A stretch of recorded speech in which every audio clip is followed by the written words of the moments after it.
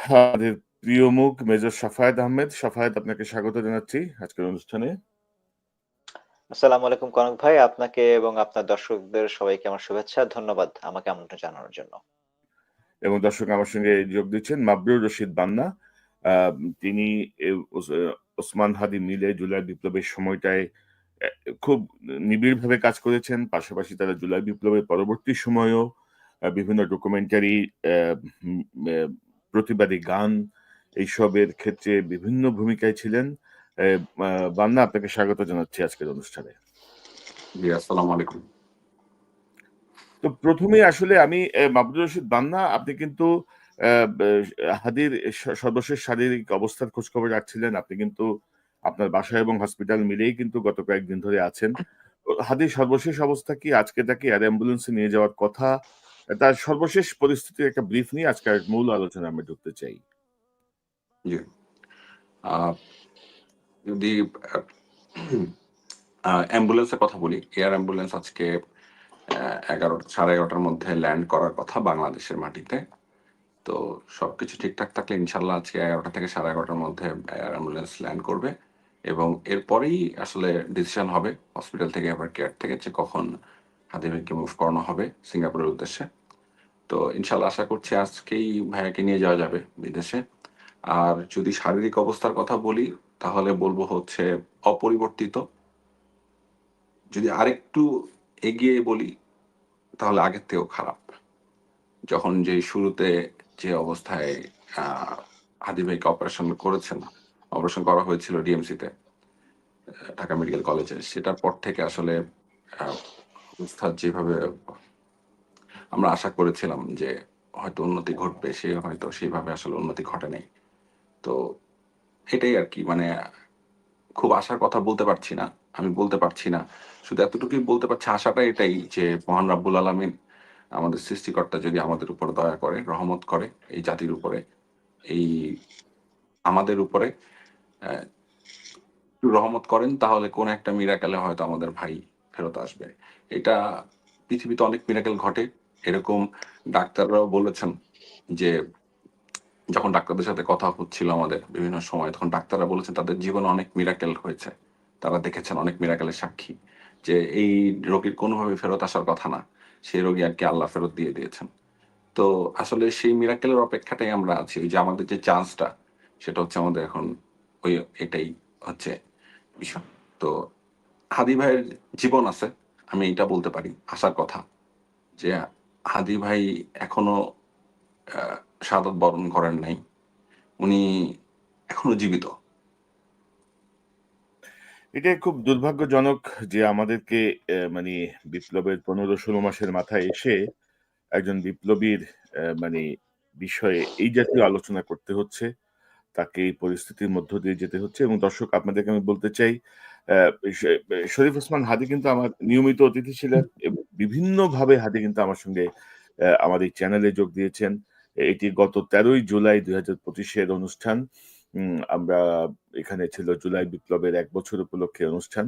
রসনা আপাও আজকে যোগ দেওয়ার কথা ছিল। তিনি শেষ মুহূর্তে অন্য কাজে ব্যস্ততার জন্য যোগ দিতে পারেন নাই। তো বান্না ভাই সহ কিন্তু হাদি সহ আমরা কিন্তু ওখানে অনুষ্ঠান করেছি এবং যখনই আমি আসলে বলেছি শরীফ ওসমান হাদিকে, "ভাই একটু আসেন, আজকে যোগ দেন।" মানে যত কাজই থাকুক উনি কিন্তু কখনো বলেন নাই যে আজকে পারব না বা না, এবং সবসময় তো স্পষ্টভাষী একজন মানুষ।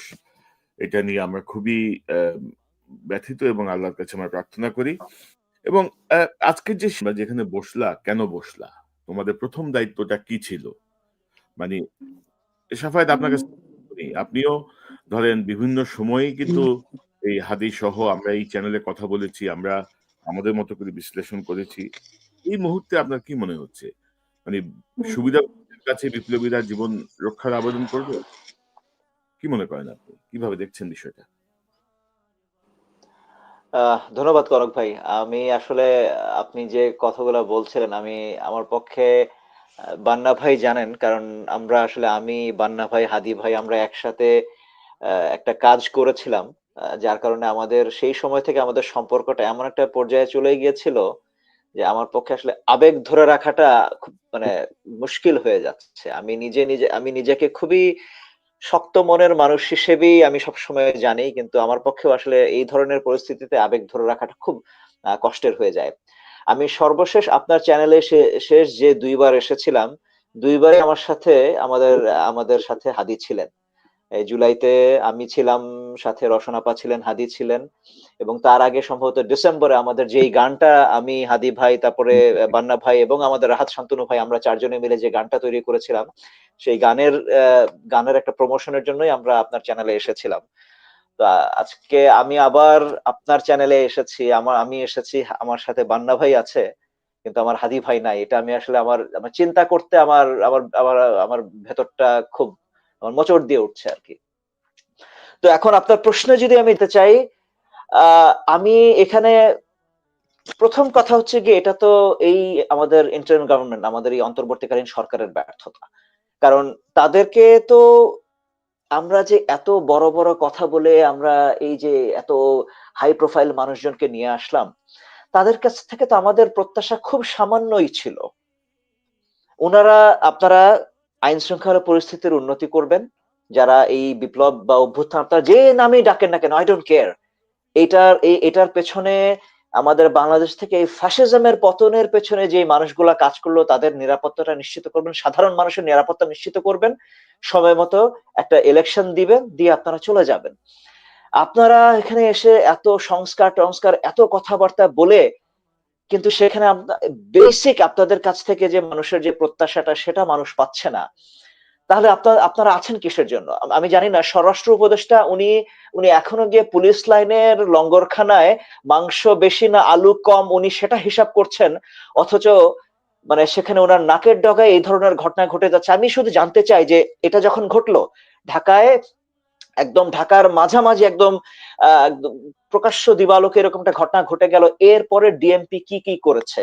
ডিএমপি কি ঢাকার মোড়ে, মোড়ে চেকপয়েন্ট বসিয়েছে? ঢাকা থেকে বের হওয়ার যতগুলো রাস্তা ছিল সেখানে কি চেকপয়েন্ট বসিয়েছে? বসিয়ে থাকলে কি বসিয়েছে? কবে বসিয়েছে? এটার অ্যাকশন কি হলো? এখান থেকে আমরা কাকে পাওয়া গেল? গোয়েন্দা সংস্থা যদি এখন তারা এই খবর বের করতে পারে যে তারা নাকি ময়মনসিংহ দিয়ে না কোন দিক দিয়ে পালিয়ে তারা আসাম চলে গেছে, এইটা যদি তারা বের করতে পারে, তাহলে এই যে এতটা রাস্তা তারা গেল, সেটা তারা কিভাবে বের করতে পারলো না? আচ্ছা, আমি আপনাকে একটা প্রশ্ন করি কনক ভাই। হাদির উপরে যে এরকম তার যে প্রাণের একটা হুমকি আছে, এটা তো আমরা জানতাম, হাদি জানতো এটা, এবং হাদি একা না, হাদি এটা তো স্পেসিফিক ইনফরমেশন ছিল। হাদি, হাসনাত আব্দুল্লাহ, ব্যারিস্টার ফুয়াদ, এরকম কিছু কিছু মানুষের ব্যাপারে তো স্পেসিফিক ইনফরমেশন ছিল, তারা সেটা জানিয়েছিল, বিভিন্ন জায়গাতে অথরিটিকে তারা জানিয়েছিল।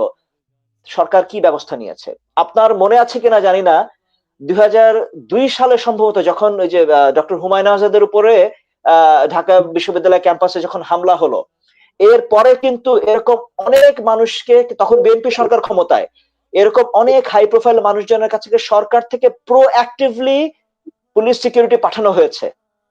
হুমায়ুন আহমেদ নিজে এটা নিয়ে গল্প লিখেছেন। উনি উনার যে স্বভাব, উনার যে উনি যে এরকম হিউমার নিয়ে খুবই মজা করে লেখেন, উনি সেভাবেই লিখেছিলেন খুব মজা করে। একটা আমার গল্প, ওনার সেই বইটার নাম মনে নাই, বাট উনি একটা বইয়ে লিখেছিলেন যে উনি একদিন উনার বাসায়, যে দক্ষিণ হাওয়া যে বাসায় ঢুকে দেখেন একজন আগন্তুক বসা। উনি জিজ্ঞেস করলেন যে আপনি কে? উনি বললেন যে স্যার, আমাকে ডিএমপি থেকে পাঠানো হয়েছে, আমি আপনার সাথে গানম্যান হিসেবে থাকবো। এই রকমের প্রোঅ্যাক্টিভ ব্যবস্থা তো আছে বাংলাদেশের নজির, এই বিএনপি গভর্নমেন্টই নিয়েছিল। তো আজকে এত বিপুল জনসমর্থন, তথাকথিত জনসমর্থন নিয়ে যে আমরা যেই অন্তর্বর্তীকালীন সরকারকে ক্ষমতায় বসালাম, তাদের সেই প্রোঅ্যাক্টিভনেসটা কোথায়? যেখানে তারা স্পেসিফিক্যালি জানতো যে এইরকম কিছু মানুষের লাইফ রিস্ক আছে, তারা কি ব্যবস্থা নিয়েছিল আমরা জানতে চাই। আর এটা যে আজকে হাদিকে দিয়ে শুরু হয়েছে, কালকে যে এটা আরেকজন হবে না, সেটার কি গ্যারান্টি আছে? আমরা এই জিনিসটা সরকারের কাছে মানে আমরা জানি না। এখন ওনারা এত কিছু করছেন, কি ১৬ই ডিসেম্বরের প্যারেডে হাদির ছবি হেলমেটের মধ্যে এঁকে বিডিআর চেয়ারম্যান জাম্প করবেন, ভাই এগুলা করে কি লাভ? আজকে আপনি প্রধান উপদেষ্টার ওনার ফেসবুকের পেজে হাদির কবিতা আবৃত্তি শেয়ার করছেন, করে কি লাভ? যখন আপনার কাছ থেকে তো এটা তো আপনার কাছ থেকে তো এটা আমরা চাই না। আমরা তো চেয়েছিলাম যে আপনি এই মানুষগুলোর নিরাপত্তা নিশ্চিত করবেন, সেটা কোথায়? মানে সাফায়েত ভাই, ওই যে ধরেন ওই যে মানে নতুন বোতলে পুরান মদ একটা কথা আছে না? ওই আপনি দেখেন এই যে ধরেন নাটকের শেষ কোথায় দেখেন, মানে কলিজা ছিঁড়ে যাচ্ছে সবার। উপদেষ্টার এক এক উপদেষ্টার চেহারা যদি দেখেন, রেজওয়ানা তো কান্নাকাটি করতেছে, মানে সবার বিষণ্ণ, সবার মানে আপনি ভাই পরীক্ষা দেওয়ার সময় পড়াশোনা করলেন না পরীক্ষার আগে, ফেল করার পরে আপনার একেবারে মানে কান্নাকাটি শুরু হয়েছে, আপনি সুইসাইড করতে যাচ্ছেন। আপনাকে বসানো হয়েছে কেন? আপনি না, গত 16 মাসে ভাই একটা সুনির্দিষ্ট আওয়ামী লীগের সন্ত্রাসী ধরা পড়ে নাই। আচ্ছা এই না না, এই যে নিরাপত্তা ইস্যু যেটা কনক ভাই, জি, আমি জি, সরি আপনাকে একটু ইন্টারাপ্ট করছি, এই যে নিরাপত্তা ইস্যুতে আপনি নিজেও তো যুক্তরাষ্ট্রে থাকেন, আপনি জানেন যে এখানে মাহফুজ উপদেষ্টা যে মাহফুজ আলম এসেছিল নিউ ইয়র্কে, তার উপরে হামলা হয়েছে। যখন ইউএনজিএ জেনারেল অ্যাসেম্বলির জন্য যখন তাসলিম জারা আক্তার তারা যখন আসলো, তাদের উপরে হামলা হয়েছে। এবং এগুলা আমাদের গাফিলতিটা কাদের? সরকারের লোকজনদের গাফিলতি, এমবাসির লোকজনদের গাফিলতি, সরকারের রন্ধ্রে রন্ধ্রে আমরা গাফিলতি দেখছি। এটার এগেনস্টে কি ব্যবস্থা নেওয়া হয়েছে? একটা কোনো ব্যবস্থা নেওয়া হয় নাই। না ওই তো ধরেন ইউএনজিতে যে ঘটনা ঘটলো সেই ঘটনার পরে ওই যে আমাদের এরা তো সবাই এখনো বহাল তবিয়তেই আছে, এবং ইউএনজির এখানে তো ছাত্রলীগের ছেলেকে হায়ার করে আনা হয়েছিল আহ, মানে পরিকল্পিত ভাবেই মনে হয়। তো যাই হোক, আমি যেটা বলছিলাম যে ধরেন আপনি গত 16 মাসে ছাত্রলীগের আওয়ামী লীগের একটা দুর্বৃত্ত ধরা পড়লো না, কিছু মানে মন্ত্রী এমপি ছাড়া। আপনার কাজটা কি করলেন আপনি? এই যে যে ছেলেটার ব্যাপারে বলা হচ্ছে যে এই হচ্ছে সম্ভাব্য মানে হত্যা চেষ্টাকারী, সে গত নভেম্বরে 2টা অস্ত্রসহ অ্যারেস্ট হলো। সে ফেব্রুয়ারির মধ্যে কিভাবে বের হয়ে গেল? মানে ডাকাতি এবং 2টা অস্ত্র, এই এই এই অভিযোগের পরে সে 3 মাসে জামিন পাওয়া সম্ভব ভাই বাংলাদেশে? কিভাবে হইছে এটা? এটাকে ল মিনিস্ট্রি ইনভলভমেন্ট নাই আপনি মনে করেন? আইনজীবী, বিচারক একটা চক্র এখানে কাজ করে নাই আপনি মনে করেন? তো আমরা কি এই জন্য এদেরকে বসাইছি নাটক দেখার জন্য? তো এখন মানে আমি বান্না ভাই একটু আপনি একটু আপনার আপনার ইয়েটা একটু শেয়ার করেন। কারণ আপনি নিজে জুলাই বিপ্লবের সঙ্গে ওতপ্রোতভাবে যুক্ত ছিলেন। মাঠে ছিলেন, আ রাজপথে যেমন ছিলেন, আপনার কাজের মাধ্যমে ছিলেন। তো কি মানে আমরা কি এইজন্য এদেরকে বসাইছি ক্ষমতায়? এইসব দেখার জন্য? দেখেন, আমি কিছুদিন আগে একটা স্ট্যাটাস দিলাম, গতকালই মনে হয়, গতকাল আগের দিন, যে আমার অনেক কিছু বলার আছে, আমি অনেক কিছু বলতে চাই, অনেক কথা বলার আছে, যে কথাগুলা আমাকে বলতেই হবে, এবং যে কথাগুলো অনেকের কাপড়ও খুলে ফেলতে পারে। আমি মনে করি যে তাদের সামনে যে একটা মুখোশ আছে, সেই মুখোশটাও খুলে যেতে পারে। আমাদের মধ্যে থাকা কিছু মানুষ যারা হচ্ছে আহ, একটা ভং ধরে থাকে যে তারা হচ্ছে আমাদের লোক, আমাদের কাছের মানুষ, এই মানুষগুলোই আসলে সেই মানুষগুলো, যেই মানুষগুলো আসলে বেসিক্যালি এতদিন ধরে হাদির মতো মানুষকে, হাদির মতো দেশপ্রেমিককে হত্যাযোগ্য করে তোলার জন্য সর্বোচ্চ চেষ্টাটুকু করছে আমি মনে করি। এবং ক্রমাগত ঘৃণা উৎপাদন থেকে শুরু করে একজন ফ্যাসিস্টকে, একজন খুনিকে হাদি না হয় 2টা গালি দিছে, 10টা গালি দিছে, আপনাকে তো দেয় নাই, কোন বিপ্লবীকে তো দেয় নাই, স্বাধীনতার পক্ষে বাংলাদেশপন্থী কোনো মানুষকে তো গালিগালাজ হাদি করে নাই। শুধু কয়েকটা গালি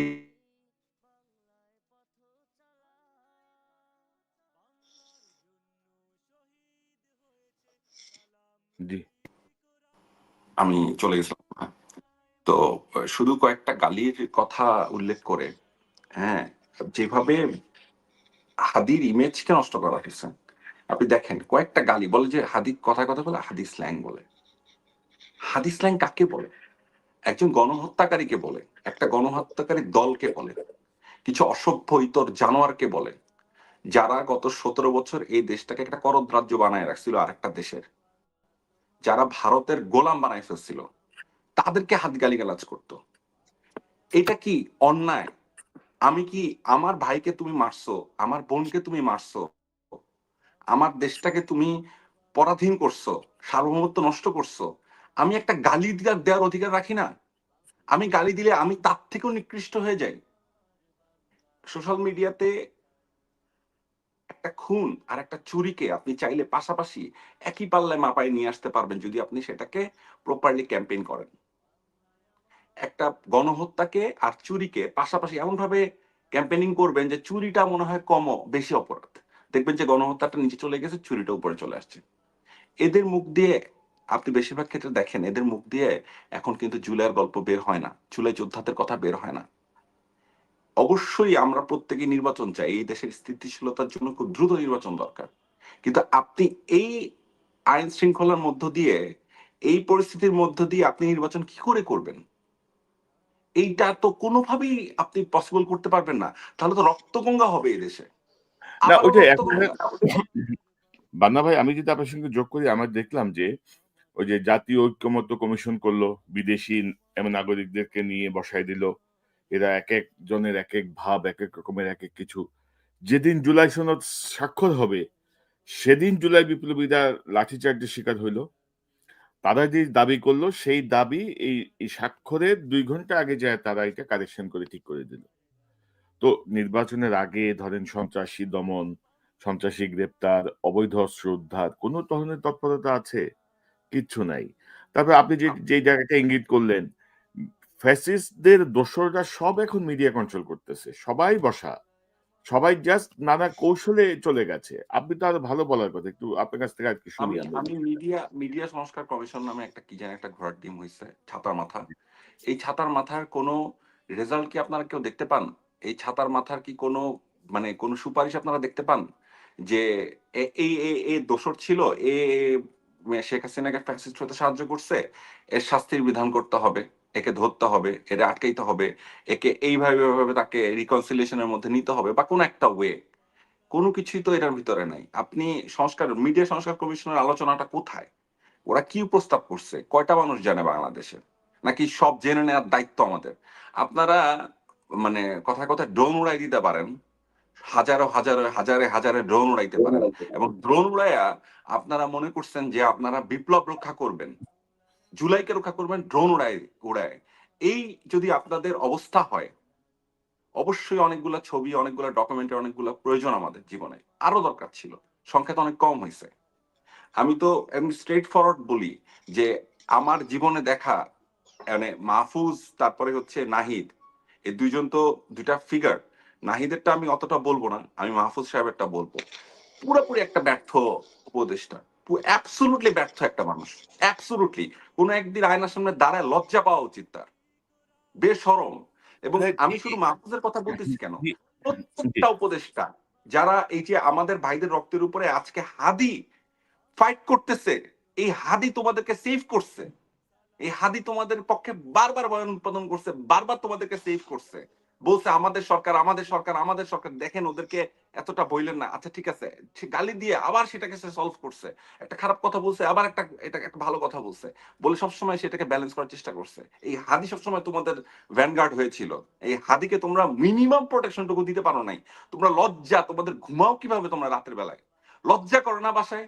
যখন বাসায় ফিরিস তোরা, তখন তোদের বাবা মার দিকে তাকাইলে তোদের লজ্জা করে না? তোর সন্তানের দিকে তাকাইলে তো লজ্জা করে না? হাতির বাচ্চাটার বয়স মাত্র 10 মাস।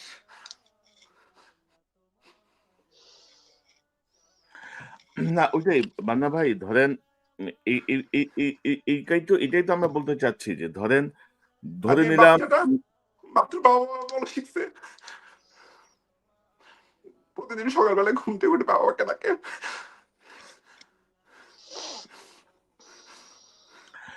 হ্যাঁ, তো আপনি আপনি যেটা বলছিলেন, ধরেন এই যে ইউনুস, আসিফ নজরুল, রেজওয়ানা বলেন বা অন্যান্য যারা আছে বয়স্ক মুরব্বী, মানে অকর্মণ্য লোকজন, এদের কথা ধরেন আমরা একদিকে রাখলাম, কিন্তু জুলাইয়ের প্রতিনিধি তো 3 জন ছিল না? নাহিদ, আসিফ, মাহফুজ। তাদের ভূমিকা কি ছিল? তারা কি জুলাই বিপ্লবে যারা আহত তাদের পাশে ছিল? শহীদ পরিবারের পাশে ছিল? যারা হাত হারিয়েছে, পা হারিয়েছে, চোখ হারিয়েছে তাদের পাশে ছিল? আসিফের পিএস এর বিরুদ্ধে 100 কত কোটি টাকার দুর্নীতির অভিযোগ। তো এটা কি উপদেষ্টা জানে না? উপদেষ্টা জানা ছাড়া এটা সে কামাইতে পারছে? সে যদি 100। ভাই আমি আজকে একটা কথা লিখছি, সেটা হচ্ছে আজকে যদি আমার এই জিনিসটা, এই ঘটনাটা ঘটতো কোন জুলাই ফ্রন্ট লাইনারের সাথে, কোন জুলাই ফাইটারের সাথে, তাহলে হাদি কি করতো? হাদি কি করতো আপনারাই বলেন, হাদি কি করতো? হাদি জান কালা কালা করে ফেলতো না? হাদি কি এখন রাস্তা থাকতো না? রাইট। হাদি ফাইট করতো না? হাদি তো সেই ছেলেটা। লজ্জা করে না? বড় বড় কথা বলিস তোরা, তোরা বড় বড় ভাষণ দিচ্ছিস, শুধু শো অফ, শুধু শো অফ, শুধু শো অফ। বুমের সামনে বড় বড় বড় বড় কথা বলে ফেলবে এরা, বড় বড় বিপ্লবী সাজবে। অবশ্যই তারা বিপ্লবী ছিল, তাদেরকে আমরা রেসপেক্ট করি, অনেককেই রেসপেক্ট করি। আমি আমি ওই জায়গায় কখনো অস্বীকার করার কোনো জায়গা নেই।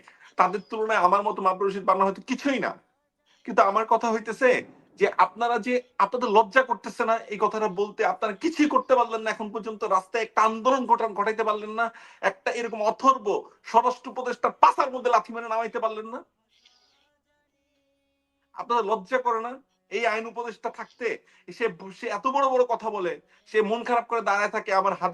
আমার বোন কাঁদতেছে, হাতির বোন কাঁদতেছে, সে পিছনে মন খারাপ করে দাঁড়ায়, তার চোখ মুখ দেখে বোঝা যাচ্ছে সে বিমর্ষ। কিন্তু তার লজ্জা হইতেছে না যে সেও এটার জন্য দায়ী, সেই খুনের পিছনে সেও একজন পরোক্ষ ভূমিকা নিছিল, তার ভূমিকা আছে পরোক্ষভাবে।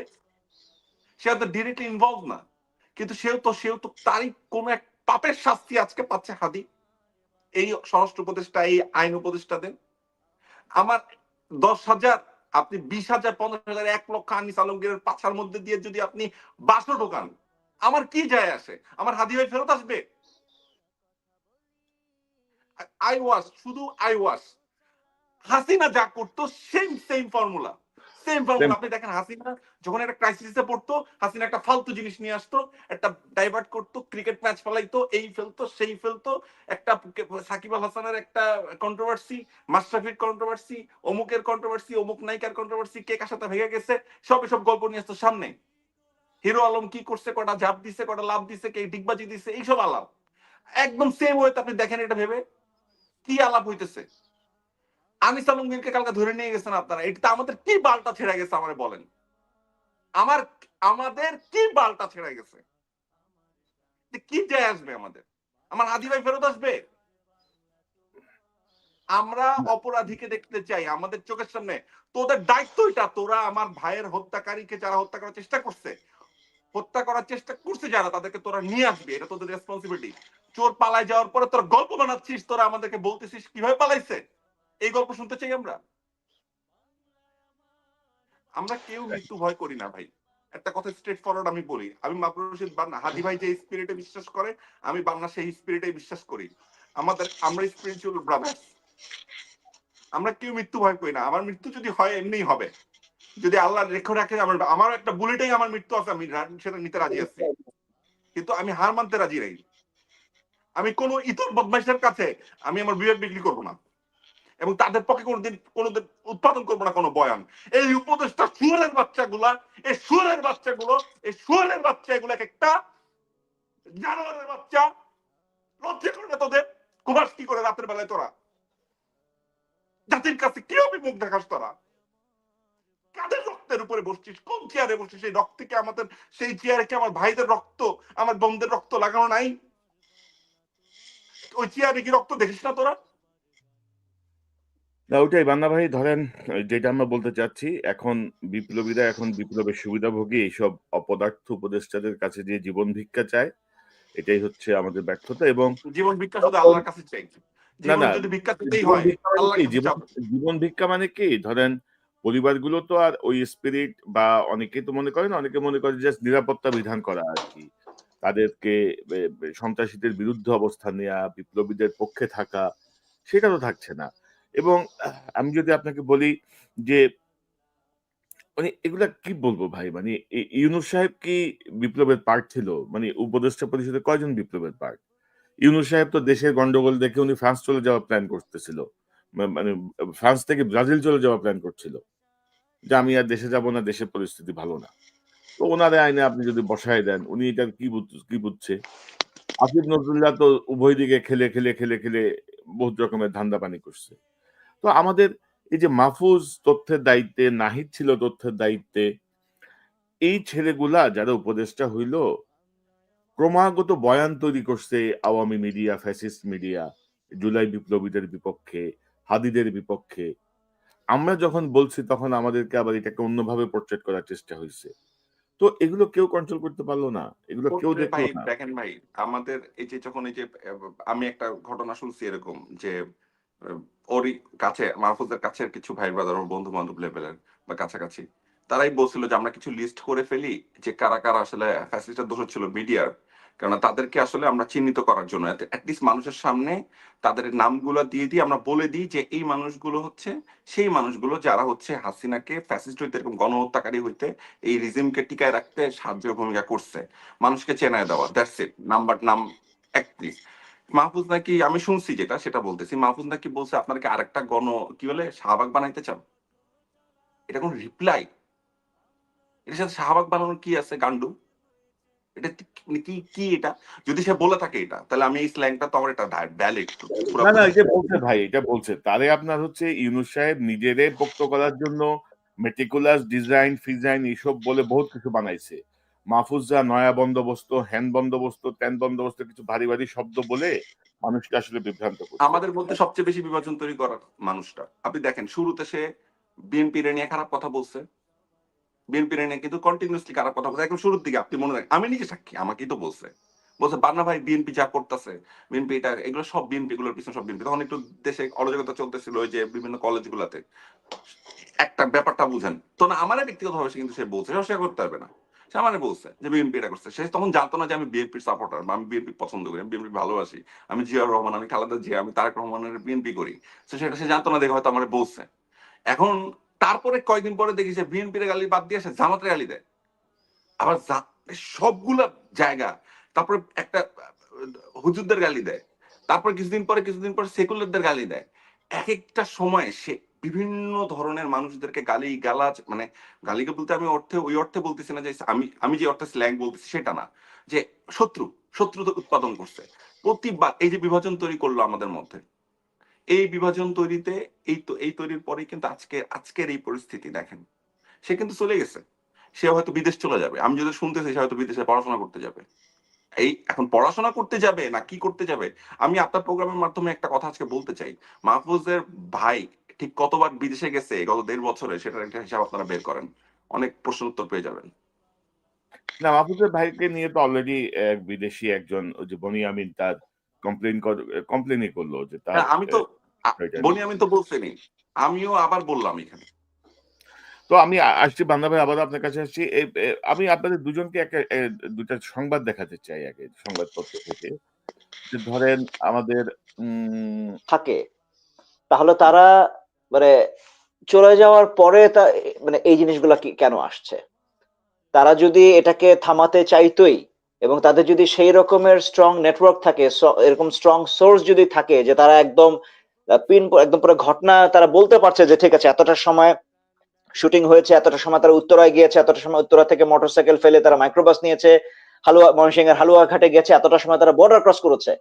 তো এত যদি এক্সকিউজ মি লেভেল, একদম প্রত্যেকটা লেভেলের যদি ইনফরমেশন তাদের কাছে থাকে, তার মানে এতটাই যদি তাদের স্ট্রং নেটওয়ার্ক হয়, তাহলে তারা মানে তাহলে তারা এদেরকে আটকাতে পারে না কিভাবে? আজকে ইন্ডিয়ার সাথে আমাদের এই মানে 5ই আগস্টের পর থেকে আমাদের কূটনৈতিকভাবে এত সমস্যা, তারা ট্যুরিস্ট ভিসা দিচ্ছে না, তারা মেডিকেল ভিসা দিচ্ছে না, এত রকমের সমস্যা।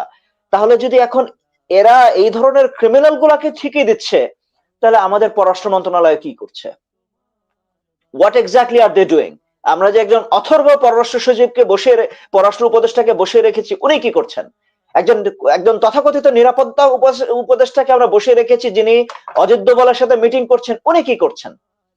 উনি কেন তাহলে, ওনারা যদি এতটাই যদি কাবিল মানুষ হয়ে থাকেন, ওনারা তাহলে কেন একটা স্ট্রং রেসপন্স দিচ্ছেন না ইন্ডিয়াকে যে আমাদেরকে তাহলে এই মানুষগুলোকে হ্যান্ড ওভার করো? মানে এটার আমি তো, আপনারা যে এত বড় বড় কথা বলেন, আপনাদেরকে পৃথিবীর বিভিন্ন জায়গা থেকে ধরে নিয়ে আসা হয়েছে, আপনারা এত হাই প্রোফাইল মানুষজন, এত কোয়ালিফাইড। আমার তো ভাই এই কোয়ালিফিকেশন দিয়ে আমি কি করব? আপনি যদি সেই আমাকে আমার মিনিমাম বেসিক যেই যেই আপনার থেকে যে এক্সপেকটেশন ছিল সেটা আপনারা আমাকে দিতে পারছেন না, আমি কি করব আপনাদের এত এত হাই মানে এত কোয়ালিফিকেশন দিয়ে?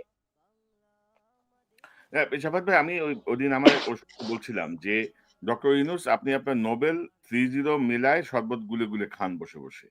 এটা আপনার ব্যক্তিগত অ্যাচিভমেন্ট। যে মুহূর্তে আপনি প্রজাতন্ত্রের কর্মচারী, তখন থেকে যখন আপনি প্রজাতন্ত্রের সুযোগ সুবিধা নিচ্ছেন, বেতন নিচ্ছেন, সুবিধা নিচ্ছেন, সো আপনাকে প্রজাতন্ত্রের কর্মচারী হিসেবে আপনাকে জবাবদিহি করতে হবে কেন আপনি কি করছেন এবং আপনাকে কেন এই ভাই আপনি দেখেন না রে ভাই, জাতিসংঘের রিপোর্টে হচ্ছে 1400 মানুষ নিহত হয়েছে না?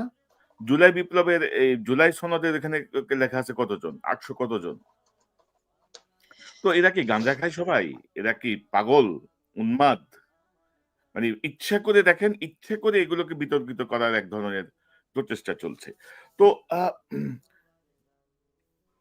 আমরা আরেকটা বিষয় একটু বলি যে আমি এরপরে মান্না ভাই আসবেন। আ শাফাত ভাই এই যে ধরেন আমরা শুধু এবং আমাদের সাংবাদিকরা শুধু হাসিনাকে ফেরত আনা, হাসিনাকে ফেরত আনা কিন্তু করছে কিন্তু। অলরেডি আপনার সেনাবাহিনীর মানে টপ লেভেলের জেনারেলরা কিন্তু হাসিনার আশেপাশে বসা। যারা অ্যা কেউ বরখাস্ত হয়েছেন, কেউ এখনো বরখাস্তই হয়তো হয় নাই। আটকের মধ্যে থেকে পালায় গেছে জেনারেল মুজিব আমরা জানি। পুলিশের কর্মকর্তারা, অ্যা আওয়ামী লীগের গুন্ডা রাজনীতিবিদরা, তাদের ব্যাপারে কিন্তু কোনো সাড়া শব্দ নাই। তো আমার কথা হইছে ভাই হাসিনারে আনতে পারতেছো না? হাসিনা তো প্রধানমন্ত্রী ছিল। হাসিনার সঙ্গে ভারতের অন্যরকম সম্পর্ক, স্বামী-স্ত্রীর সম্পর্ক। তো তোমরা ওদের ব্যাপারে কি তোমাদের কি কোনো শব্দ শুনছেন আপনি এই পর্যন্ত গত ১৬ মাসে? যারা সেখান থেকে বসে আনস্টেবিলিটি ক্রিয়েট করতেছে। সরাসরি হুমকি দিচ্ছে, সরাসরি উস্কানি দিচ্ছে। আমরা কি করতে পারি বলুন তো? মানে এখন এখানে দেখেন আপনি মানে এই যে জিনিসগুলা যে ওনারা তো আচ্ছা ঠিক আছে আমি আমি আমি আমি বুঝতে পারলাম যে ঠিক আছে হাসিনা আহ, ইন্ডিয়ার সবচেয়ে বড় অ্যাসেট ছিল বাংলাদেশে, হাসিনাকে ইন্ডিয়া প্রোটেক্ট করবে, এটা ঠিক আছে, এটা চাওয়াটা আমার কাছে মনে হয় অনেক বেশি হয়ে যায় যে ঠিক আছে ইন্ডিয়া আমাদেরকে হাসিনাকে হ্যান্ড ওভার করে দিবে, এই এক্সপেকটেশনটা থাকা উচিত না, কারণ হাসিনা এত বছর ইন্ডিয়ারই অ্যাসেট ছিল। আচ্ছা ঠিক আছে হাসিনা যদি নাও হয়, বাকিদের ক্ষেত্রে এখন পর্যন্ত আমি লেটেস্ট যেটা জানি সম্ভবত 45,000 এই মুহূর্তে আওয়ামী লীগের বিভিন্ন লেভেলের নেতা কর্মী গুন্ডা পান্ডা সব মিলাই 45,000 এখন ইন্ডিয়াতে আছে। আমরা তাহলে কি করছি? ইন্ডিয়ার সাথে যে ওনারা এখন কি এই যে বিজয় দিবস উপলক্ষেও ওনারা নাকি এবার কলকাতায় একটা ডেলিগেশন টিম পাঠাচ্ছেন, মানে ন্যাক্কারজনক। মানে যেখানে ইন্ডিয়ার সাথে আমাদের যে কোনো মানে যে কোনো রকমের এক্সচেঞ্জ অফ ডায়ালগ শুরুই হওয়ার কথা যে আগে আমাদের এই মানুষগুলাকে ফেরত দাও, যারা বাংলাদেশে অপরাধ করে তোমাদের আশ্রয় আছে আগে এদেরকে ফেরত দাও, এদেরকে ফেরত না দেওয়ার আগ পর্যন্ত মানে কোন ধরনের আমরা নেগোসিয়েশন বা কোন ধরনের এক্সচেঞ্জে আমাদের পক্ষে যাওয়া সম্ভব না। আর ওনারা হচ্ছে গিয়ে বিজয় দিবস উদযাপন করার জন্য ইন্ডিয়াতে ডেলিগেশন টিম পাঠাচ্ছে, মানে এটা তো ভাই মানে এটা লজ্জা হওয়া উচিত ওনাদের। একে তো আপনারা দিতে পারছেন না আমাদের মানে নিরাপত্তা দিতে পারছেন না, যেই ছেলে মেয়েগুলা রাস্তায় আপনাদের জন্য রক্ত দিল তাদের নিরাপত্তা আপনারা দিতে পারছেন না, এবং তারপরেও মানে এদের হাদির রক্তের উপর দিয়ে পাড়া দিয়ে এই মানুষগুলো এখন এয়ারপোর্টে গিয়ে তারা ইন্ডিয়াতে যাবে বিজয় দিবস, তাদের কি বিজয় দিবস সেলিব্রেট করার জন্য। কিসের বিজয় দিবস এটা? কিসের সেলিব্রেশন? আমাদের এখানে মানে পররাষ্ট্র মন্ত্রণালয়ের তাহলে কাজটা কি? আমাদের জাতীয় নিরাপত্তা উপদেষ্টার কাজটা কি? আমাদের বর্ডারে কি কিলিং বন্ধ হয়েছে আপনি বলেন? এই ৫ই আগস্টের পরে বর্ডার কিলিং বন্ধ হয়েছে? বর্ডার কিলিং তো চলছে। কোনো সাড়া শব্দ আছে? সে আগের মতোই মিডিয়া ব্ল্যাক আউট করতেছে। কারো কোনো বক্তব্য নাই। পররাষ্ট্র উপদেষ্টা বলে যে আমি ফেরত না দিলে আমরা তো বলতেছি ফেরত না দিলে আমরা কি করতাম? এরকম একটা কথা সে বলছে কদিন আগে। তো ওই ব্যর্থতাটা কোথায় বলুন তো? মানে এখন আমি কি করতে পারি? ভাই আমি আসলে বুঝি না। মানে আমরা এখন করবোটা কি বলেন না? বুকে রক্ত দিয়ে ফ্যাসিস্টকে তো সরানো হইল। ভালো, ভালো মানুষ আইনে বসানো হইল।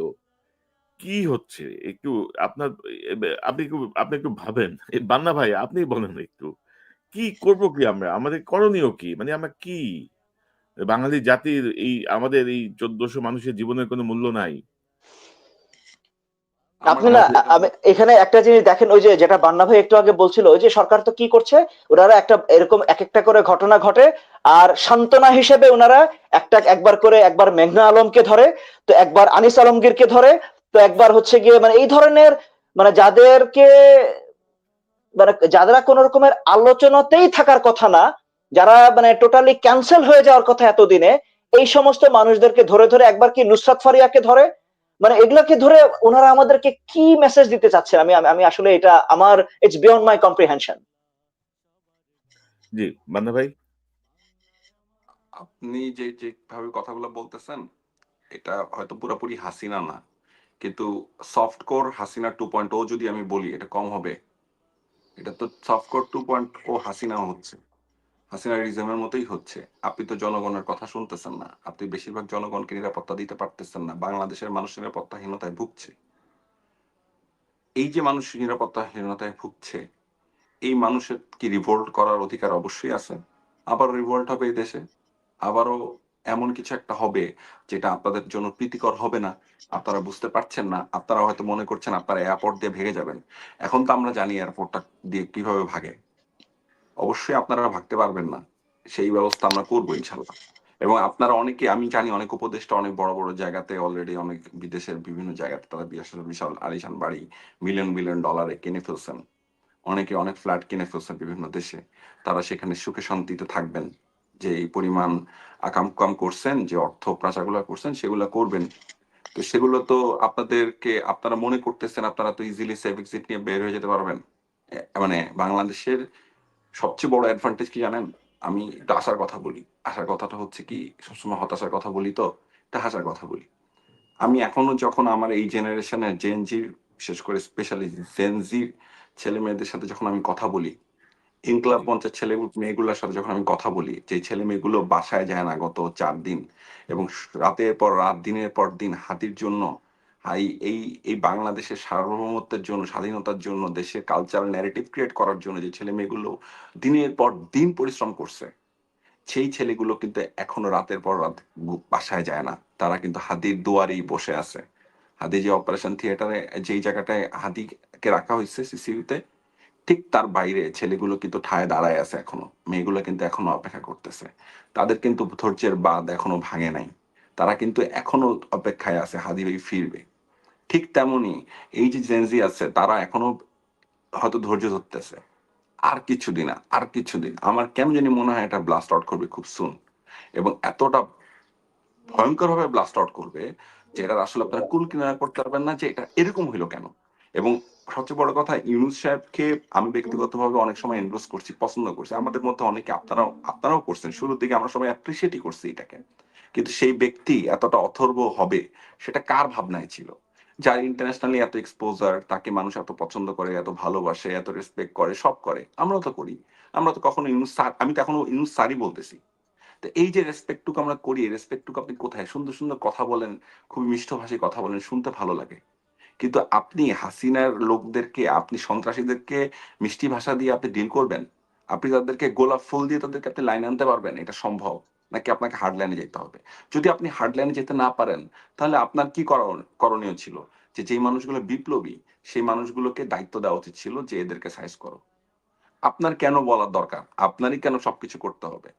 সেই কাজ কি করার মতো আর কেউ নাই এই দেশে? অবশ্যই আছে, অনেক আছে। তো সেই বিপ্লবীদেরকে আপনি কি সুযোগ করে দিছিলেন?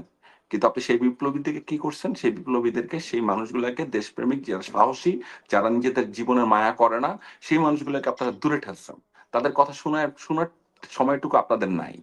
কিন্তু তাদেরকে যদি আপনারা দায়িত্ব দিতেন একদম ভেরি বিগিনিং, একদম শুরুতেই, প্রথমেই যদি প্রসেস করতেন যে 40,000 নতুন সদস্য আমরা নিব পুলিশে, 50,000 নতুন সদস্য নিব, এতদিনে কি সেই সদস্যরা অ্যাক্টিভ হইতো না? পুলিশ ঘুরে ভাইরে, দাঁড়াইতো না? ভাই এই কথা আমরা আলোচনা করছি এবং জি, জি, এই অবশ্যই। হাসিনা আমলে, আপনি হাসিনা আমলে ১৬ বছরে যাদেরকে অন্যায়ভাবে বরখাস্ত করা হয়েছে ভাই, তাদেরকে আপনি রিইনস্টেট করলেও তো হইতো। সেনাবাহিনী রিইনস্টেট থেকে করে যাদেরকে বাদ দেওয়া হয়েছে তাদেরকে রিইনস্টেট করলে হইতো, ভাই তোমরা পুলিশের দায়িত্ব নাও। এক্সাক্টলি। সো সেনাবাহিনীর যারা যারা বরখাস্ত হয়েছেন বা বিভিন্নভাবে অন্যায় শিকার হয়েছে, সেনাবাহিনীর আমাদের দেশপ্রেমিক অফিসার যারা আছে, তাদের দেশপ্রেম নিয়ে তো কোনো সন্দেহ কারো থাকা উচিত না। কেননা যেহেতু তারা হাসিনার আমলে অবশ্যই ভারত বিরোধিতার কারণে বা হাসিনা বিরোধিতার কারণে তাদেরকে বরখাস্ত করা হয়েছে বা বিভিন্নভাবে তাদেরকে সরানো হয়েছে। তো সেই মানুষগুলোকে যদি আপনারা দায়িত্বে নিয়ে আসতেন বিভিন্ন বড় বড় জায়গাতে, বিভিন্ন প্রতিষ্ঠানে, তাহলে কি হতো? বিষয়গুলো সুন্দর হতো না? তো সলিউশন তো অনেক কঠিন ছিল না। সলিউশন এখনো সহজ। কিন্তু সমস্যাটা কি জানেন? সমস্যাটা হলো আপনারা অনেক সময় পার করে ফেলছেন। এখন আর ওই সময়টুকু নাই যে আপনাদেরকে আমরা সময়টুকু দিব। আমাদের আর ওই সময়টুকু নাই যে আমরা বলব যে আরেকটু দেখি। এখন আসলে সেই জিনিসটা, আমি এখন ব্লাস্ট আউট এর অপেক্ষায় আছি। আমি একদম বিশ্বাস করেন, আমি একটু আগে যেভাবে ব্লাস্ট আউট করছি, আমার মুখের কথা হয়তো অনেক, ওই যে আমাকে হয়তো অনেকে ট্যাগ করতে পারে, আরে বান্না এভাবে গালিগালাজ করলো। ঠিক আছে? এইভাবে খারাপ করলো মুখ? হ্যাঁ ভাই, আমি অনেক মুখ খারাপ করি ভাই। আমার এটাই এখন সবচেয়ে বড় অস্ত্র আপাতত। কিন্তু এর থেকেও বড় অস্ত্র আছে ভাই। কিন্তু সেই অস্ত্রটা কি জানেন? সেই অস্ত্র হচ্ছে প্রতিবাদের ভাষা। যেটা দিয়ে আসলে হাসিনাকে নামানো হয়েছে। এই জেনজিরা আবার নামবে, নেমে আপনাদেরকে নামায় ফেলবে, এবং আপনারা যখন কাঁদবেন তখন তখন বলবেন আমরা কি করছি, তখন নেকি কান্না মায়া কান্না দেখায় লাভ হবে না। ঠিক আছে, ওয়ার্নিং দিতেছি, আমি আপনাদেরকে বলতেছি জেনজির ভাষা বোঝার চেষ্টা করেন। এই জেনারেশন যারা আসলে এই ফাইটটা করছিল ট্রুলি, তাদের ভাষার চেষ্টা করেন। কোনো বুমার্স, কোনো মিলেনিয়ান্স, আমি নিজে মিলেনিয়ান্স সাপোর্ট, আমি এই জেনারেশনের মধ্যে পড়ি, আমরা কিন্তু এটাকে ওইভাবে লিড করি না। এই আন্দোলনের সবচেয়ে বড় সুবিধাভোগী হচ্ছে বোমার্সরা, এই আন্দোলনের সবচেয়ে বেশি সুবিধাভোগী হচ্ছে মিলেনিয়ান্সরা, কিন্তু এই আন্দোলনের সবচেয়ে বেশি ত্যাগী জেনারেশন কিন্তু জেনজি। তো এই জেনজি যারা, তারা কিন্তু এখনো দেখতেছে তাদের সাথে কিভাবে বিট্রেয়াল হইলো, কিভাবে বিট্রে করা হচ্ছে। এই হাদির কিন্তু জেনজির প্রতিনিধি, এই জেনজি কিন্তু দেখতেছে। এবং আপনি দেখেন, আপনি হাদিকে নিয়ে যে কোনো একটা কিছু ফেসবুকে লেখেন, দেখেন মানুষের কি আবেগ, কি ভালোবাসা, কি শ্রদ্ধা, কি ইয়া, একদম সত্যিকার অর্থেই যে ক্যাপ্টেন বলি না আমরা, একজন ক্যাপ্টেন বলি না, একজন লিডার, বা বলি একজন ইমাম, যেভাবেই বলেন, সেই জিনিসটা কিন্তু হাদির হইছে। সো আমি সবসময় আমি বলতে চাই যে জিনিসটা, সেটা হচ্ছে আশার আলো আমার মধ্যে আছে। আমি কিন্তু এখন নৈরাশ্যবাদের মানুষটা না, আমি যে বলতেছি আমি হারায় গেছি, আমি পারতেছি না কিছু করতে, তা তো না। এরকম না ব্যাপারটা, ব্যাপারটা এরকম যে আমরা চাইছিলাম আপনারা অনেক ভালো কিছু করেন, কিন্তু আপনারা যেটা করলেন পুরাটা ভণ্ডামি, বাটপারি এবং ধান্দাবাজি দিয়ে ভরায় ফেললেন। আমার ভাইদের, আমার বোনদের রক্ত কেজি ধরে সেল করলেন। আমি সবসময় এই কথাটা বলবো, আজীবন বলবো, কোনোদিন আপনাদেরকে ক্ষমা করতে পারবো না আপনাদের এই বিক্রির কথা, এবং বিক্রি হয়ে যাওয়ার গল্পটা কোনোদিন আমরা ভুলবো না। কারণ আপনারা ছিলেন পাওয়ারে, আপনাদেরকে বিশ্বাস করে আমরা পাওয়ারটা দিছিলাম, আমরা সবাই মিলে দিছিলাম, এবং আপনাদেরকে আমরা সাপোর্ট করছিলাম। অস্বীকার করতে পারবেন না যে আপনাদেরকে আমরা নিরঙ্কুশ সাপোর্ট করি নাই। ফ্রম দ্য ডে ওয়ান, 5 আগস্টের পরে আপনারা চিন্তা করেন, এই কনক সারোয়ার সাহেবের, আপনার আপনার শো আমি দেখছি একটার পর একটা, আপনারা কি পরিমাণ সাপোর্ট করছেন এই গভর্নমেন্টকে, অস্বীকার করতে পারবেন না। আমিও করবো না, আমার টাইম লাইনে সাক্ষী আছে। সাফাত ভাইকে জিজ্ঞাসা করেন, সাফাত ভাই সব সাপোর্ট করছে, নিরঙ্কুশ ভাবে আমরা সাপোর্ট করি। আর সেই মানুষগুলো আজকে আপনাদের কারণে আমাদের চোখে পানি, আপনাদের কারণে আমাদের বুক ফেটে যাচ্ছে, আপনাদের কারণে আমার ভাই আজকে হসপিটালে মৃত্যুর সাথে পাঞ্জা লড়তেছে। আমার ভাইকে আজকে এই দেশ ছেড়ে যেতে হচ্ছে, যে মানুষটা কোনোদিন যদি সুস্থ থাকতো, আমি বিশ্বাস করি হাদি কখনো কোনো একটা রোগের কারণে এভার কেয়ারে যাওয়ার ছেলেটা না। এভার কেয়ারে সর্বোচ্চ এই মানুষটা না, সে ঢাকা মেডিকেল কলেজের চিকিৎসা নেওয়ার কথা। আমি স্পিরিটের জায়গাটা বলতেছি, বোঝানোর চেষ্টা করতেছি। সে মাটির মানুষ, সে কিন্তু কোন গাড়ির ভিতরে গুলিবিদ্ধ হয় নাই, সে হয়েছে একটা রিক্সার ভিতরে। আপনারা ব্যাপারটা বোঝার চেষ্টা করেন, এটা কিন্তু সিগনিফিকেন্ট, খুবই সিগনিফিকেন্ট। মাটির ছেলে হাদি, আমাদের ঘরের ছেলে হাদি, আমাদের বুকের ছেলে হাদি, কারণ আমাদের ভাই হাদি। সেই হাদি কোথায় গুলি খেয়েছে? রিক্সার মধ্যে, রিক্সায়। সে কিন্তু একটা গাড়ির উপর চড়ে নাই। তার কি সুযোগ ছিল না দুর্নীতি করার, টাকা পয়সা করার? এবং বান্না ভাই, একটা পয়সা কেউ বলতে পারবে? বান্না ভাই, হাদি ভাই তো আমাদের এখানে যখন আসছিল, আমরা তো তার কাছে সে সম্পর্কে গল্প শুনছি। শুধু হাদি তো না, হাদির বোন, হাদির স্ত্রী সবাই কিন্তু জুলাইতে মাঠে ছিল। মানে হাদি অফকোর্স, পুরো ফ্যামিলি। বের হওয়ার সময় ঢাল হিসেবেও বলতো যে বোনদের সাথে নিয়ে যেত, ওয়াইফের সাথে নিয়ে যেত। কোনো সময় ডাক্তারের অজুহাত, কোনো সময় বোনের অজুহাত, নানা ভাবে কিন্তু মানে পুরা পরিবারটাই ধরেন মানে রাজপথে খুব শক্তিশালী ভাবেই ছিল। তো আমি হাদির এই শুধু একটা কথা বলতে চাই, গতকাল রাতের কথা, ওই যে আপনাকে বড় ভাইয়ের কথাটা আমি বলতে চাই। বড় ভাইয়ের কথাটা আমি যেটা আবারও রিপিট করতে চাই, সেটা হচ্ছে যে বড় ভাইয়ের সাথে রাত 1টার সময় যখন বড় ভাই আমাকে, ওমর ভাই, আমাদের হাতি ভাইয়ের বড় ভাই, উনি যখন আমাকে ডাকলেন, ডেকে বললেন, বান্না ভাই, আমার ভাইটা ফিরবে কিনা আমি জানি না, শাহাদাত বরণ করবে কিনা আমি জানি না, হয়তো সে শাহাদাত বরণই করবে, কিন্তু আপনাদেরকে কিন্তু বিপ্লব টেনে নিয়ে যেতে হবে, অসমাপ্ত বিপ্লব সমাপ্ত করতে হবে। এই কথাটা কতটা মানসিক শক্তি থাকলে একটা ভাই এই কথা বলে। তার স্ত্রী, আমি কালকে রাতে স্ট্যাটাস দিছি রাতের বেলায়, তার স্ত্রী বলছে, দেখা হওয়ার পরে যখন হাদি ভাইকে দেখতে গেছে, হাদি ভাইয়ের সামনে দাঁড়ায় এসে বলছে, উনি বলছেন যে তোমার জন্য 17 কোটি মানুষ দোয়া করতেছে, তুমি এখানে শুয়ে আছো কেন, এখান থেকে বের হও, রাস্তায় যাও।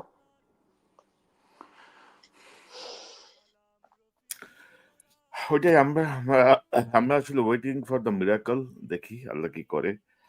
আর হাদিকে হাদি যদি আমাদের ছেড়ে চলেও যায়, এই এই বিপ্লব অসমাপ্ত থাকবে না। সাধারণ ছাত্র জনতার মধ্যে যে স্পিরিট আমি দেখি, যে চেতনা আমি দেখি, সেই চেতনায় হাসিনাও ফিরে আসবে না, ফ্যাসিবাদকে পুনর্বাসন করা যাবে না। ভারতীয় সে আধিপত্যবাদও বাংলাদেশে আমার মনে হয় না, যত দল মিলেই চাক, কোনো দলের পক্ষে সেটি হয়তো সম্ভব হবে না। তো সাফায়েত ভাই, আপনার সর্বশেষ পর্যবেক্ষণটা শুনি, কি করব, কি বিষয়টা কি? বান্না ভাইয়ের কথা তো শুনলাম, আপনি শুনলেন এবং ধরেন আমি জাস্ট ছোট একটা ইনফরমেশন একটু শেয়ার করি। আমাকে একটা বিশেষ একটা বাহিনীর জায়গা থেকে বলা হচ্ছিল যে, "ভাই আমরা বিএনপি যখন নমিনেশন তো বিএনপি ১ম অফিসিয়ালি ঘোষণা করে প্রার্থী তালিকা। তার পরপরই সরকারকে বলা হয়েছিল একটা বিশেষ এজেন্সি থেকে যে, আমরা প্রত্যেকটা আ ঘোষিত প্রার্থী এবং সম্ভাব্য প্রার্থী অন্যান্য দলের প্রত্যেকের সাথে একজন করে পুলিশ হোক, বিজিবি হোক, একটা ইউনিফর্ম একটা লোক দেই উইথ গান এবং আমাদের গোয়েন্দা তৎপরতায় আমরা এনএসআই হোক, এসবি হোক, আমাদের একটা মানে ফর্মা যারা তাদেরকে আমরা একটু রাখি আশেপাশে। অর্থাৎ একটা ইউনিফর্ম লোক যদি একজনের সাথে থাকে, সেক্ষেত্রে কিন্তু অনেকের মনে কিন্তু একটা চাপ তৈরি হয় কিন্তু। অবশ্যই এটা তো অনেক বড় একটা ডেটারেন্স কিন্তু কিন্তু ক্রিয়েট করে। গভর্নমেন্ট এই প্রস্তাবটা পাত্তাই দেয়নি। গভর্নমেন্ট এটা বুঝেই নেই। তো এখন আসলে আপনি করবেন কি? এবং ইউনূসের সাথে ধরেন আমাদের সেনাবাহিনীতে তো ধরেন ভাই কি বলবো? এগুলো বলতে মানে কি মানে আর সহ্য হয় মানে বলতে ইচ্ছা করে না। সেনাবাহিনীর ভিতরে এখনো তো হাসিনার বংশধরেরা সক্রিয়, পুলিশে সক্রিয়, সচিবালয়ে সক্রিয়। তো ইউনূস সাহেব আমার মনে হয় এটা বুঝেই বলছে যে হাদির এ মানে হামলাকারীরা যেন পালাইতে না পারে। ইউনূস সাহেব ওইটা টের পাইছে। মানে যে পালাই যেতে পারে। কারণ সবদিকে তো তাদেরই লোক। উনিই বসায় রাখছে। উনি তো কিছু করে নাই। এখন আমাদের ভাই মুক্তি কি? করণীয় কি? এই বিপ্লব চলতেই থাকবে? এখন দেখেন যেটা আপনি তো একটা কথা বললেন, আমি এর সাথে আরেকটা জিনিস এড করে দিই। জি। মানে কিভাবে এই বর্তমানের অন্তর্বর্তীকালীন সরকার মানুষকে যে বিপদে ফেলছে, এই মাত্র কিছুদিন আগে যে আমাদের যে পিলখানা হত্যাকাণ্ডে নিয়ে যে কমিশনের যে রিপোর্ট দেয়া হলো, আপনি কি জানেন সেই রিপোর্টে মানে সেই যে কমিশনের যারা সদস্য যারা ছিলেন এদের সবার পুলিশ প্রোটেকশন উইথড্র করা হয়েছে। এই কমিশনের যিনি চেয়ারম্যান এএলএম ফজলুর রহমান উনি লিখিতভাবে উনি স্বরাষ্ট্র মন্ত্রণালয়ের কাছে উনি বলেছিলেন যে আমাদেরকে, কারণ আমরা তো ভাই একদম প্রকাশ্য একদম ইয়েতে প্রেস কনফারেন্সে আমরা সরাসরি ইন্ডিয়ার নাম উল্লেখ করে আমরা বলেছি আমাদের নিরাপত্তা ঝুঁকি আছে, আমাদেরকে দেয়া হোক। তাদের দেয়া তো হয় নাই, সম্ভবত যে কয়জনের ছিল সেটা উইথড্র করা হয়েছে। তো এইভাবে আর আপনি বলছেন যে যেখানে কি নির্বাচনের যারা প্রার্থী আছে তাদেরকে গানম্যান দেওয়ার কথা, মানে তারা তো দিচ্ছে না, উল্টা যাদের ছিল সেটা উইথড্র করে ফেলছে। অর্থাৎ মানুষকে যতভাবে বিপদে ফেলা যায় আমার মনে হয় মানে কোনো কিছুই এই অন্তর্বর্তীকালীন সরকার তারা বাকি রাখছে না। অর্থাৎ এই মানুষগুলোর যে কষ্ট, তাদের যে ত্যাগ, এই যে আমাদের গুম কমিশন বা এই যে পিলখানা কমিশন, এরা যে এতদিন ধরে তারা কষ্ট করে করে এতগুলো মানে ধামা চাপা দেওয়া জিনিসপত্রকে আবার নতুন করে নিয়ে আসলো, নিয়ে এসে তারা জনগণের সামনে এখন সেটা ভালো হয়েছে না খারাপ হয়েছে না এটাতে কি হবে বা ভবিষ্যতে কি এটা বিচার হবে কি হবে না ওগুলা আলোচনা পরে। এই যে তারা কষ্টটা করলো এবং করে তো তারা তো এখন নিজেকে, তা আমি তো বলবো যে তারা মানে তারা তো নিজেকে একটা এক্সপোজ করে দিল যে এখন তারা তাদের যে নিরাপত্তা সেই নিরাপত্তাটাও তো সরকার দিচ্ছে না। আর এখন আর এদিকে এই যে আমাদের হাদির কথা বলি, নুরু, যে নুরুল হক নুরু, সেই নুরু দেখেন সে আওয়ামী লীগের আমলেও নুরু মার খেয়েছে, কিন্তু এই রকমের মার যে ওকে হসপিটালাইজ করে এই রকমের বাজে ভাবে তাও মানে মানে তাকে তাকে তো বোধহয় দেশের বাইরেও পাঠাতে হয়েছিল। এটা তো আওয়ামী লীগের আমলেও তো নুরু এভাবে মার খায় নাই। আর আজকে হাদি, কালকে হবে অন্য কেউ। তো আমি জানি, আমি আমি আসলেই জানি না যে এখন এই সরকারের কাছ থেকে আমরা কি আশা করব, নাকি আমার কাছে মনে হয় যে ভাই যত তাড়াতাড়ি সম্ভব আপনারা ইলেকশনটা দিয়ে আপনারা প্লিজ আপনারা বিদায় হন, আমাদেরকে মাফ করেন, বাংলাদেশের মানুষকে আপনারা মাফ করেন। হ্যাঁ, এটাও এরকমই ভাবনা আমার যে ভাই বিদায় হও। তোমাদেরকে অনেক দেখছি। আমার আর একটা রাগ আছে। আমি ভাই জি, একটু বলি, আমার একটা রাগ আছে। আমি হুম, যেহেতু বিএনপির সাপোর্টার, আমি ওপেনলি বলি আমি বিএনপি সাপোর্ট করি। বাংলাদেশের সবচেয়ে বড় দল এই মুহূর্তে, গণতান্ত্রিক দল। মানে একটা সময় বিএনপিকে অনেকভাবে কিন্তু ছোট করা হয়েছে তারা যখন নির্বাচন চাচ্ছিল। এখন সেটা জাস্টিফাইড হচ্ছে। মানুষ এখন বুঝতেছে কেন, হয়তো বিভিন্ন ব্যাখ্যা বের করা সম্ভব।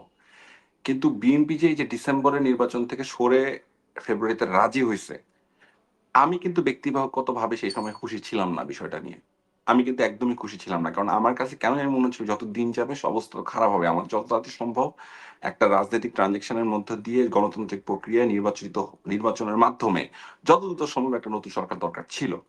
এই যে বিএনপি ফেব্রুয়ারিতে নির্বাচনের জন্য রাজি হয়ে গেল, হ্যাঁ, এবং আমরা সবাই খুশি হইলাম, দেখাইলাম। কিন্তু আমার মন থেকে ১ম থেকে একটা খটকা ছিল যে বিএনপি যে স্যাক্রিফাইস গুলো করতেছে, এই স্যাক্রিফাইস গুলোর রেজাল্ট না হয় আমাদের জন্য অনেক খারাপ আসবে।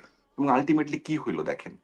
একেকটা দল একেকটা এজেন্ডা নিয়ে এরা দেশের এজেন্ডা বাদ দিয়ে যার নিজস্ব এজেন্ডা নিয়ে ফাইট করছে এ কয়দিন। দেশে তাদের নিজেদের নেতাকর্মীরা এখন কি মারা যাচ্ছে না? আপনি দেখেন। বিএনপির যে পরিমাণ নেতাকর্মী গত কয়েক মাসে হত্যাকাণ্ডের শিকার হয়েছে সেটা কি নেহায়তই কম? তাদের বিচার কোথায়? একটা বিচার কি আমরা দেখতে পাইছি? তারা কি মানুষ ছিল না? তারা কি জুলাইয়ের রাস্তায় নামায় নাই? তারা কি ফাইটার না? আমার হাদী ভাইয়ের কথা আমি বলবো। রাইট। না ওইটাই। ইউ আর অ্যাবসোলিউটলি রাইট বান্না ভাই। বান্না ভাই আমার মনে হয় আপনার কোনো কল আসছে বা কোনো কারণে নেটে সমস্যা হচ্ছে। বান্না ভাই আশা করি আবার ঢুকবেন। তো আমরা অনুষ্ঠানের আসলে শেষ দিকে উম